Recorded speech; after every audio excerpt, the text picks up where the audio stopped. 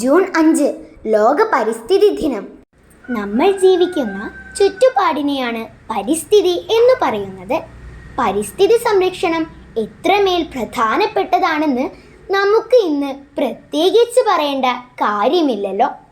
വർഷം തോറും കൂടി വരുന്ന അത്യുഷ്ണവും ഇടയ്ക്കുണ്ടാവുന്ന വെള്ളപ്പൊക്കവും അങ്ങനെ തുടങ്ങി പ്രകൃതിയിലുണ്ടാവുന്ന എല്ലാത്തരം മാറ്റങ്ങൾക്കും പ്രത്യേകമായ കാരണം പരിസ്ഥിതിയിലുണ്ടാവുന്ന ഘടനാപരമായ വ്യത്യാസമാണ്. ഓരോ രാജ്യത്തിനും, എന്തിനേറെ ഓരോ സംസ്ഥാനത്തിനും വരെ വ്യത്യസ്തമായ പ്രകൃതി ഘടനയുണ്ട്.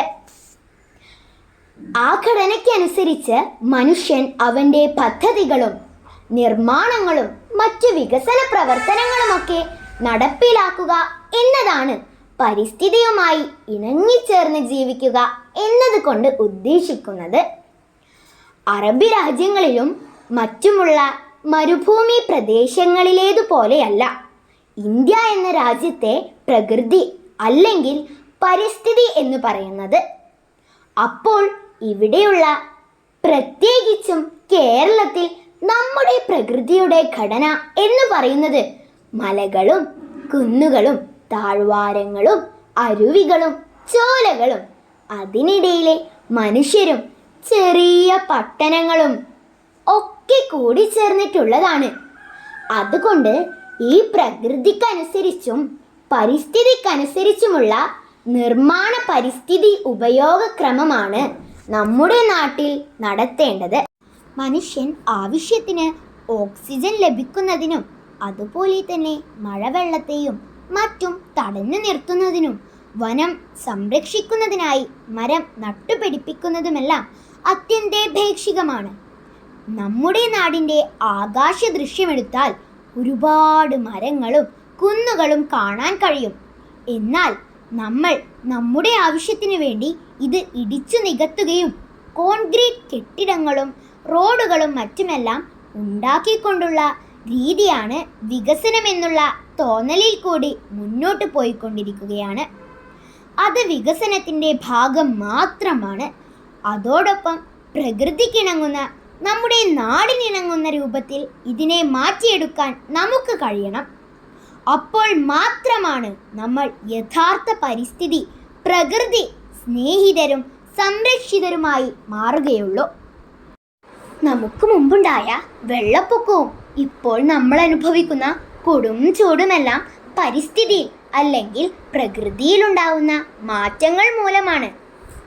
നമ്മളുടെ ഭൂമിയെ സംരക്ഷിച്ചു നിർത്തുന്ന, അതായത് ആകാശങ്ങളിൽ നിന്നും സൂര്യനിൽ നിന്നുമെല്ലാം വരുന്ന തീവ്രമായ മനുഷ്യന് ഹാനികരമായ രശ്മികളെയും തടഞ്ഞു നിർത്തുന്നതാണ് ഓസോൺ പാളികൾ. നമുക്കറിയാം, ഓസോൺ പാളികൾക്ക് സുഷിരം വീണുകൊണ്ടിരിക്കുകയാണ്.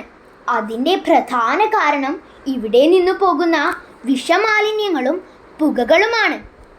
ഇത് കുറേ വർഷമായി നമ്മൾ കേട്ടോണ്ടിരിക്കുന്നു. വർഷം തോറും സുഷിരങ്ങൾ കൂടുമ്പോൾ നമുക്ക് അതിൻ്റേതായ പ്രയാസങ്ങളും ബുദ്ധിമുട്ടുകളും ഉണ്ടായിക്കൊണ്ടിരിക്കും. ആഗോള താപനമെല്ലാം അതിന് ഉദാഹരണമാണ്. വിദ്യാർത്ഥികളായ നമ്മൾ മനസ്സിലോർക്കേണ്ട ഒരു കാര്യമുണ്ട്.